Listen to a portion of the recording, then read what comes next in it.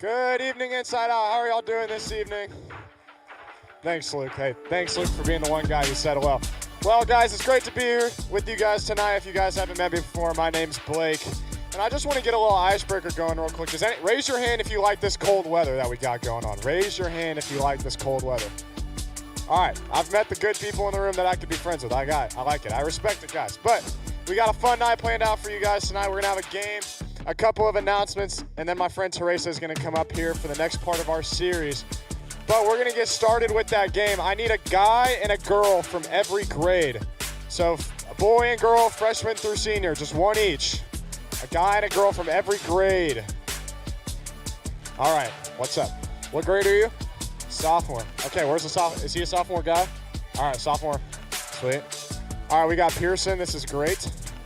This is great for the program that Pearson's on stage. Senior. Where's the other senior? Ah, there's the other senior. Okay. Okay. You're a junior. Are you a junior? Are you not a junior? I'm asking. Okay, perfect. All right, I need a freshman boy. All right. All right, here we go. So if you guys want to look at the screen tonight, we're going to be playing spoon toss. Now, each of you, let's see. I need you guys to go to your person in your grade.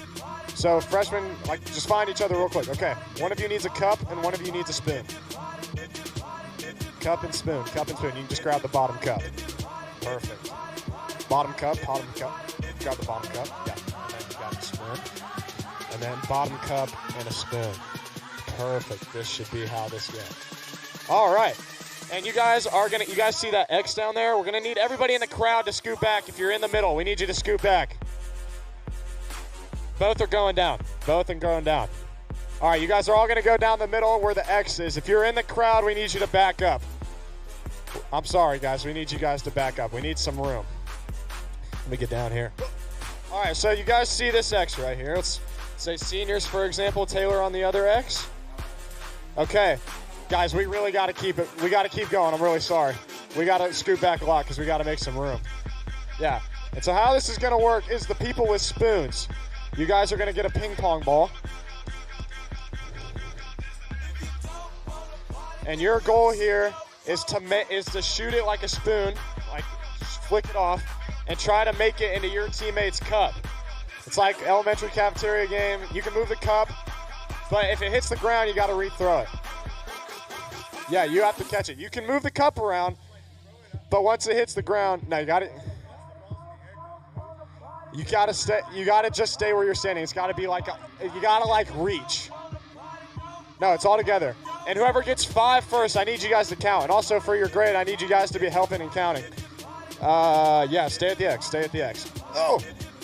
Okay, so the goal is just to get 5 in that cup. Whoever gets to 5 first is going to be taking home some cookies for their grade. Some really nice sugar cookies. They're the Walmart ones. They're the really good ones. So, all right, here we go. Make some noise for your grade when we get started. In 3, 2, 1, go. Oh, my. You got to keep going until you get 5. It's 5. You got to get 5. Count. You got to count for your grade. You guys got to help.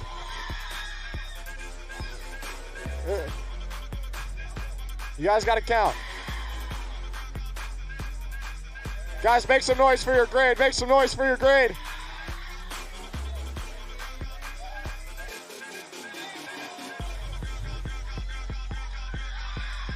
All right, what's everybody at? 4? Maddox has 5. Okay, keep going. Y'all 3 keep going. We're doing one more. We need a second person. Y'all are in? Okay.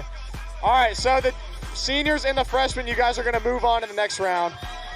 Juniors and sophomores, thanks for playing. You guys tried. Good try, guys. Good try. You know, you can't always win in life. It's okay. All right, so now we're going to do a sudden death. And it's going to be first to 5 again, and whoever gets it first is going to be the winner. Make some noise for the freshmen and seniors. You guys are a little quiet. All right, here we go. In 3, 2, 1, go. Okay, one each. Hey, crowd, we need the help counting. Oh, my gosh. Maddox Morgan. What an athlete. Takes after his brother. Freshmen, what are we at? 3, 2? 2. Seniors, what are we at? 2? Okay, 2-2. Oh, 3-3. Okay, it's 4 up. Last one. Whoever gets the next one wins. Oh my gosh, Maddox! Yes! All right, Maddox, dude. Great job. Give me a high five, man. We're gonna pass out your prize in small groups, but I will be paying you guys a visit to get you guys some cookies. So great job to the freshmen winning the game. Great job, everybody. That was fun. All right. Well, that was a little bit quick, but that's okay. So let's see. I think we have a couple of announcements tonight, so if y'all could give me a big drum roll for that first announcement, please. It's got to be a bigger drum roll, guys. Come on. I need some like, and in 3, 2, 1. Boom!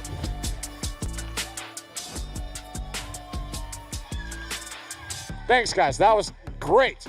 Okay, Inside Out Live is November 30th. You guys want to be there. If you guys don't know what this is, it's going to be another Inside Out, but we're going to have the band here, and the band is going to be playing some worship for you guys. It's going to be a great night. It's going to be tons of fun. And then also, I have a second announcement that's happening on this day, so I need one more drum roll. Thanks, guys. Thanks. Oh, there it is. Perfect. My Life.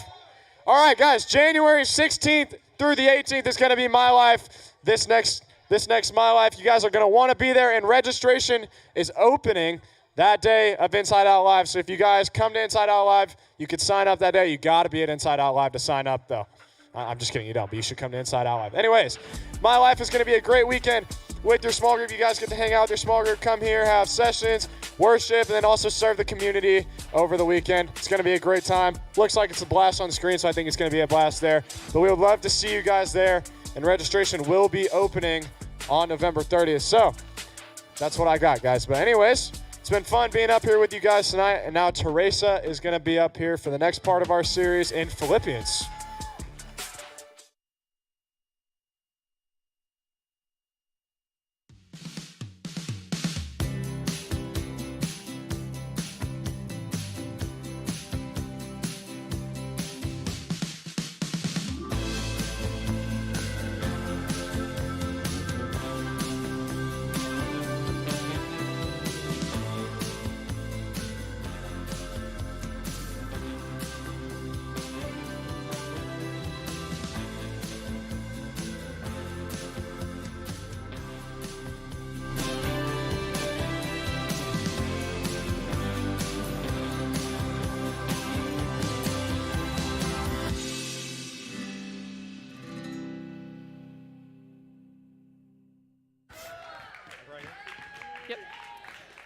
When I was in kindergarten, I wanted to be an ant killer when I grew up.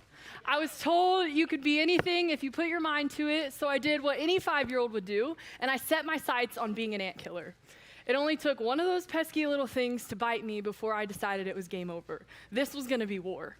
But by the time I got to first grade, my ant killer phase had worn off, and I had decided I was going to be a teacher. Anytime my friends would come over or I was playing by myself at home, I insisted on playing school. But the thing is that only I was allowed to be the teacher. I don't know how I had friends in first grade, because anytime they would ask, they shouldn't have even bothered because it wasn't going to happen. I had to be the teacher. When I got to third grade, things started to shift for me. I started struggling in my friendships. There was a lot of drama all the time, and I would sit at the lunch table and look around at all of the people who had lots of friends, and I was like, you know what they're doing? They're making people laugh. So Teresa, you just need to be funnier. So I worked as hard as I could to make people laugh, and at the end of the year, in our class election, I was elected class clown. Thank you, everybody. I'm just kidding. I'm totally kidding. But when I got to middle school, I started to play volleyball. I went to Walsh Middle School, and at the time, Wildcats in the room? We have Wildcats in the room. At the time, we were top contenders to be district champions. And so the competition between who would be on A team and B team was fierce. So I learned I just needed to be stronger, be faster, and be more athletic. So I trained as hard as I could until I made the A team. When I got to high school, I had already decided I was going to go to the University of Texas.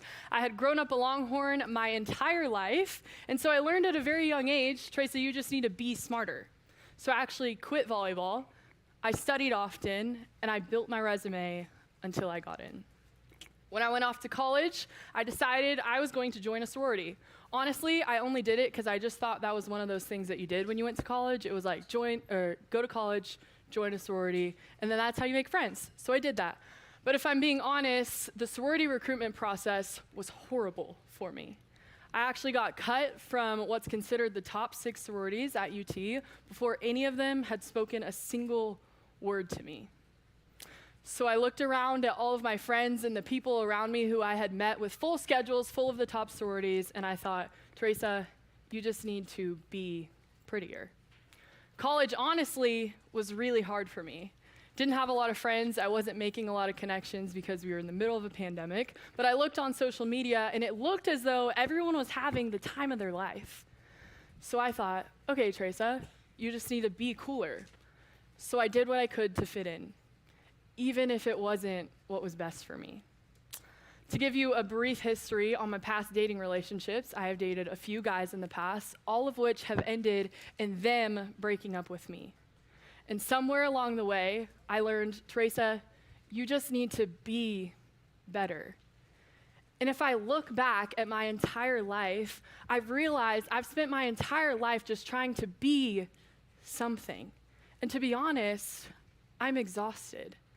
But I actually don't tell you all of this so that you can celebrate my life's achievement of being class clown, or so that you'll feel sorry for me for my lack of friends in college or my failed dating relationships. The funny thing is I actually don't think this story is unique to just me. Sure, maybe you didn't want to be an ant killer when you grew up, or the boys in the room, you don't have aspirations of joining a sorority, but we've all learned a version of this message.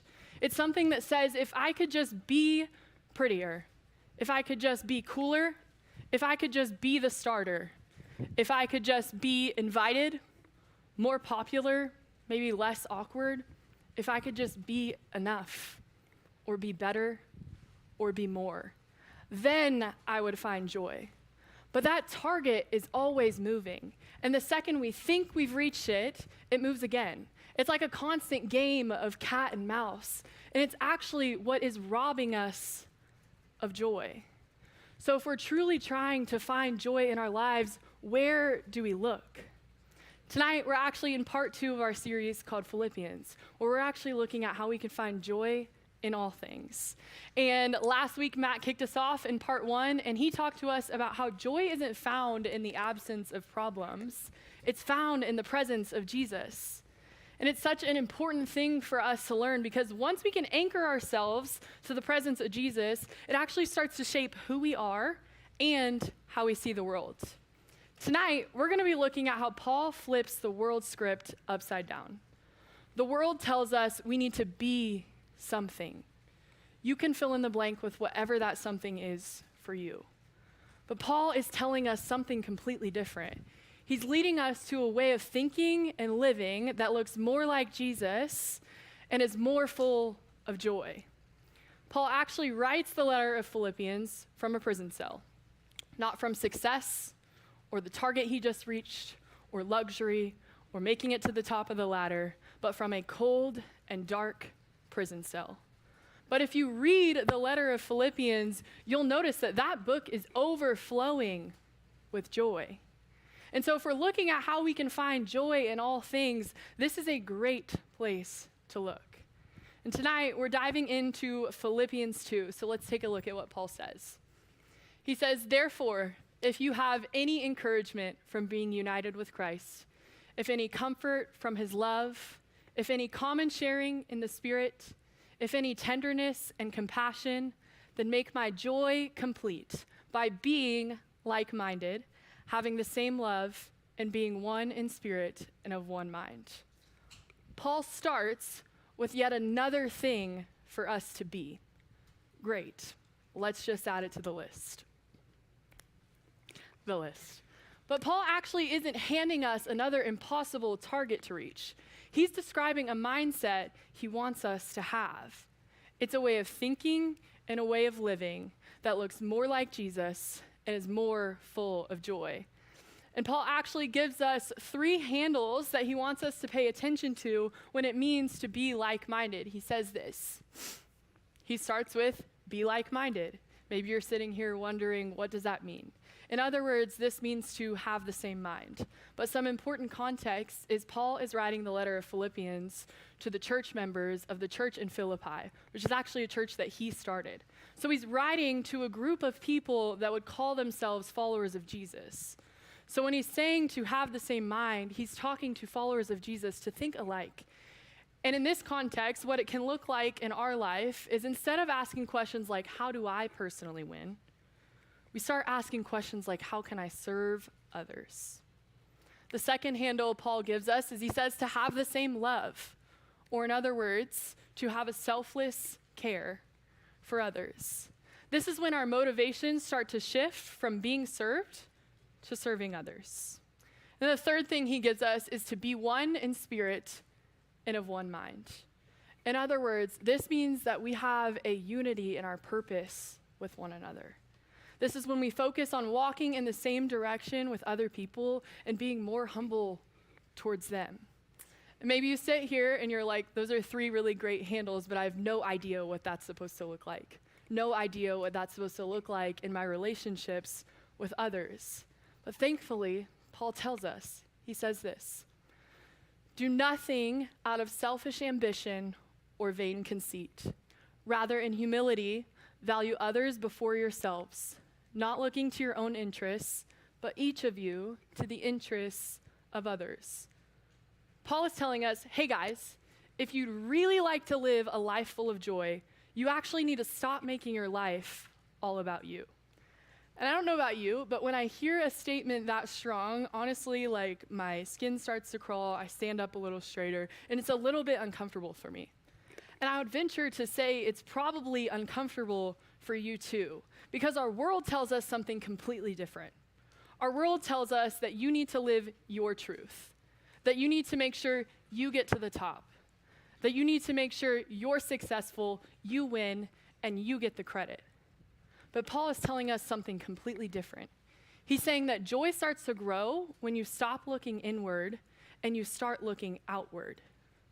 And that all sounds really great, but I'm a very practical person, so I start to wonder what that actually really looks like, and if I'm honest, who really lives like that?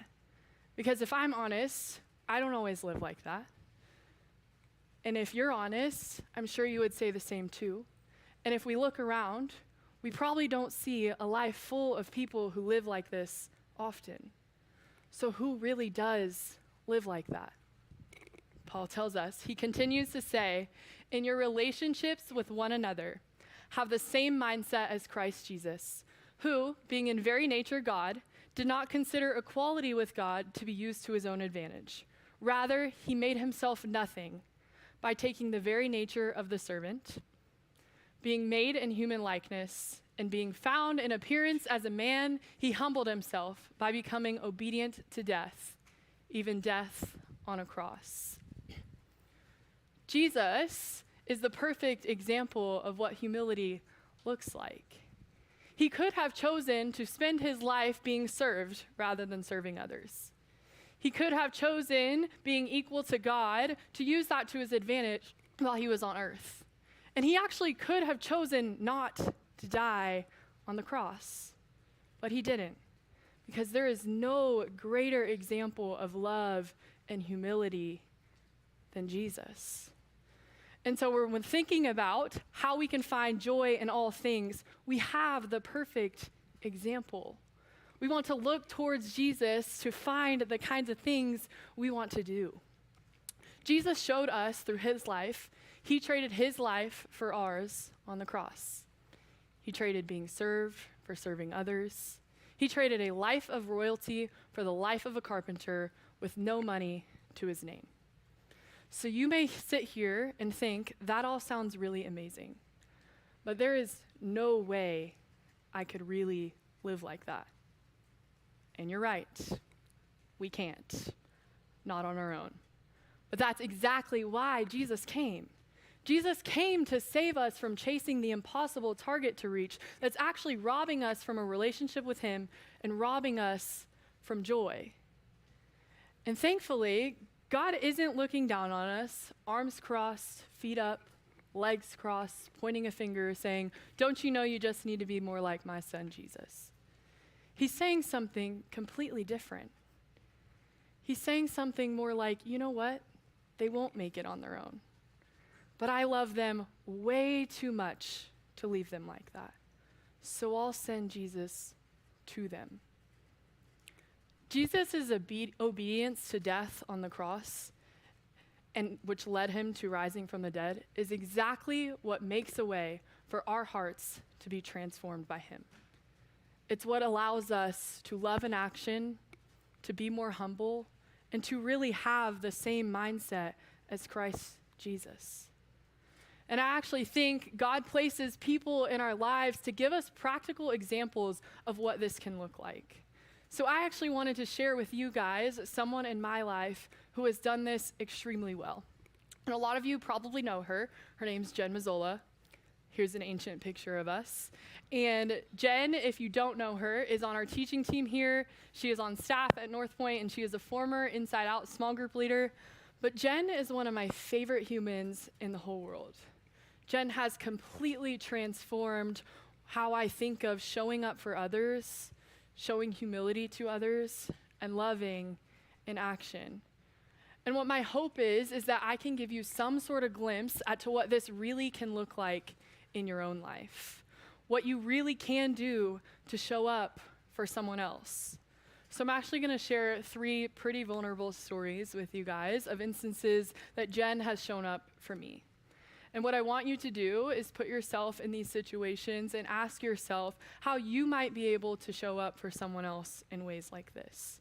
And some of you probably have these kinds of people in your life. Some of you probably have been these kind of people to others. And my hope is that you get some sort of glimpse at to what that looks like. So the first story I'll share is there was a time I was going to have a really hard conversation with someone that I really care about. And I actually knew this conversation wasn't going to end in sunshine and rainbows. And I was honestly going to leave the conversation pretty hurt. And I went into this conversation. Jen had known it was happening, and she had been praying for me before it. But in the middle of this conversation, I get a text from her. She says this. She says, "Checking on you. My address is," not going to give you her address, "if you need to come over."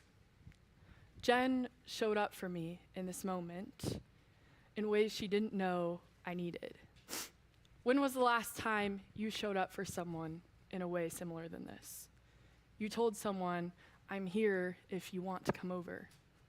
Here's my address."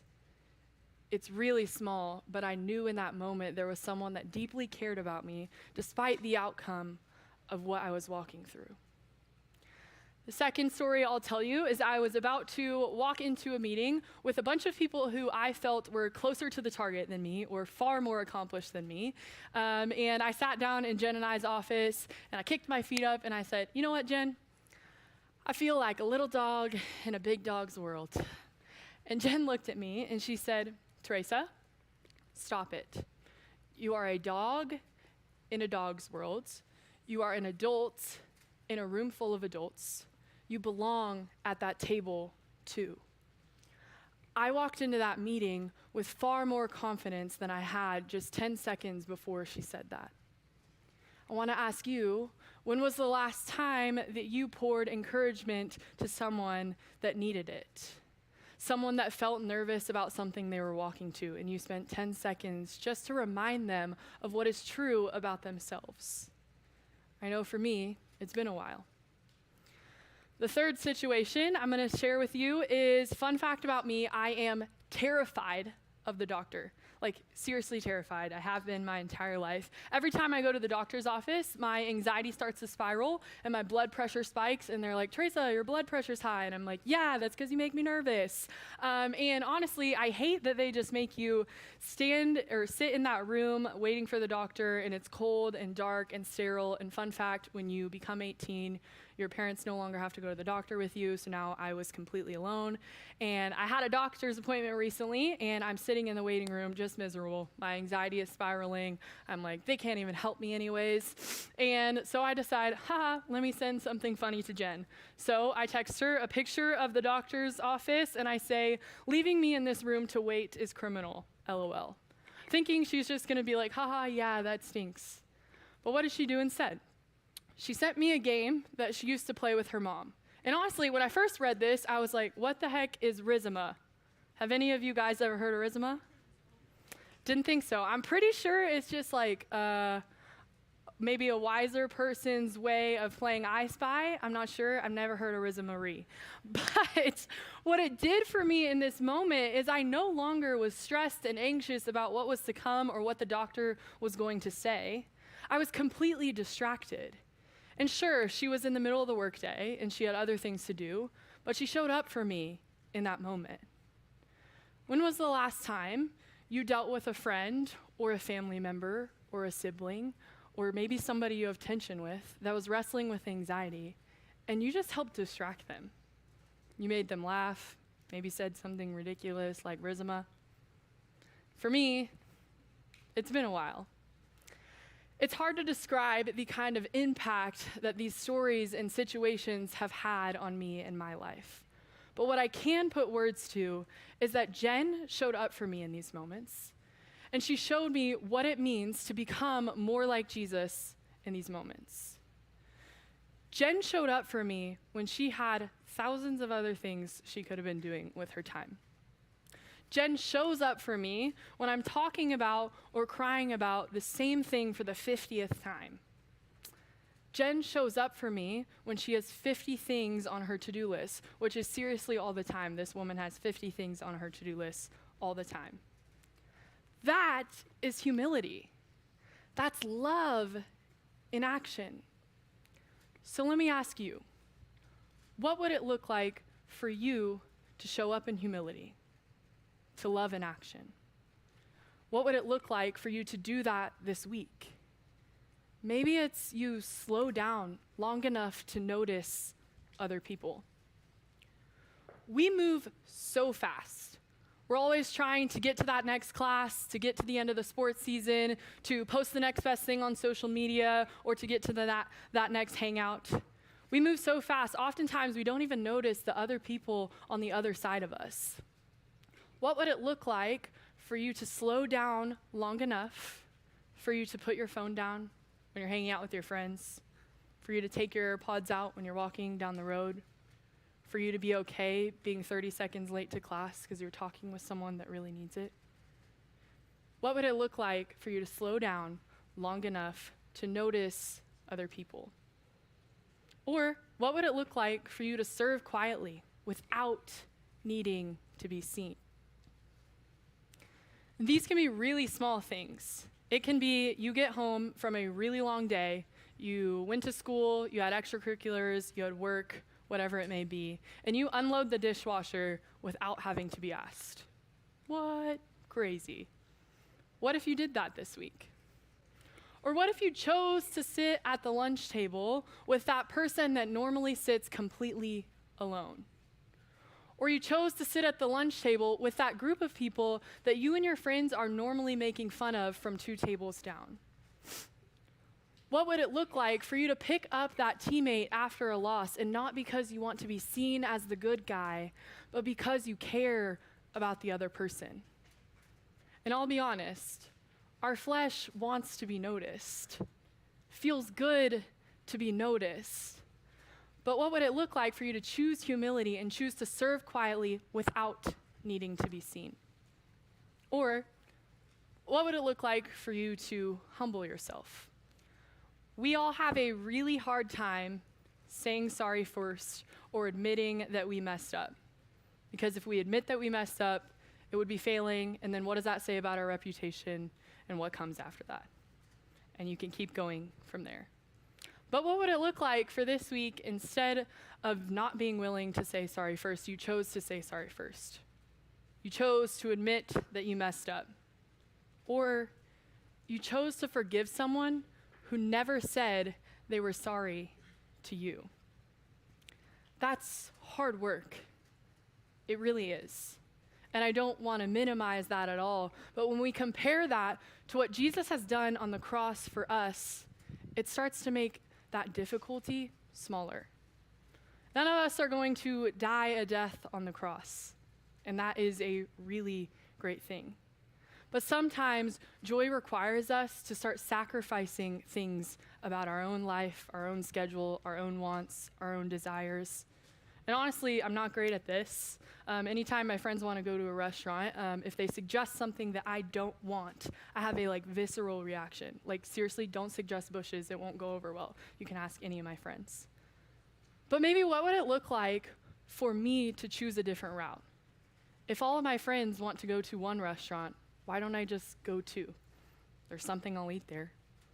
What would it look like for you to choose the hard route, knowing that joy grows in those situations? And thank goodness, we actually don't have to do this alone. Because you know who's with us in these moments? Jesus. And we choose to let Jesus transform our hearts. Your joy actually starts to grow. Your heart will start to change. And people start to see Jesus in you. And that's a beautiful thing.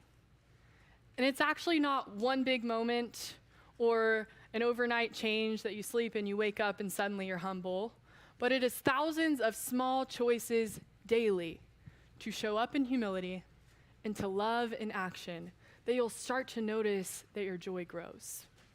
What I want you to take away this week is this.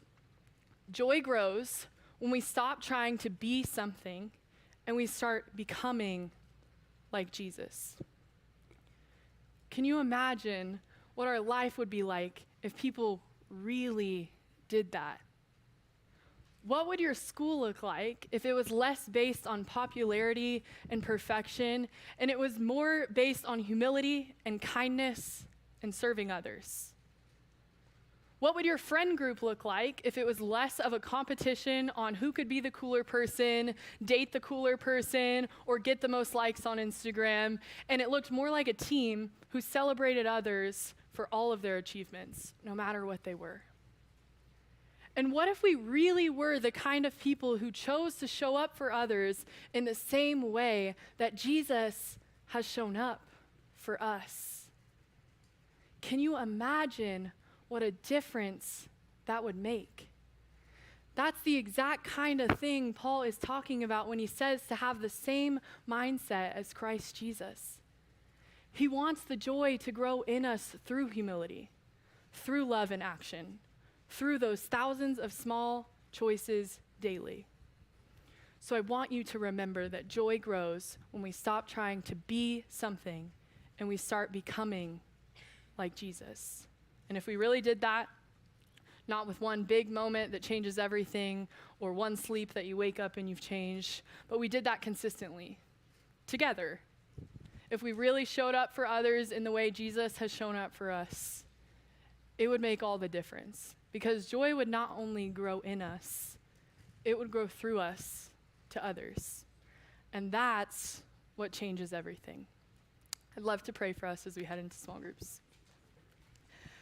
Heavenly Father, God, I thank you for joy and for the emotion that comes with joy. I thank you that you are the perfect example of what joy looks like through humility and through sacrifice.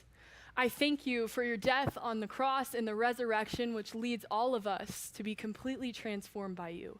And I pray that each of these students in some way would get to experience that in a deeper way today.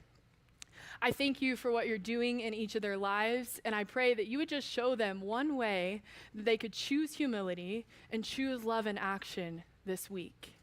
And I pray you would remind us that you are constantly with us amidst that. You are speaking through us, and you are working through us to show us what joy can really look like through humility. We thank you for all of that. We love you, and we need you. It's in your name I pray. Amen.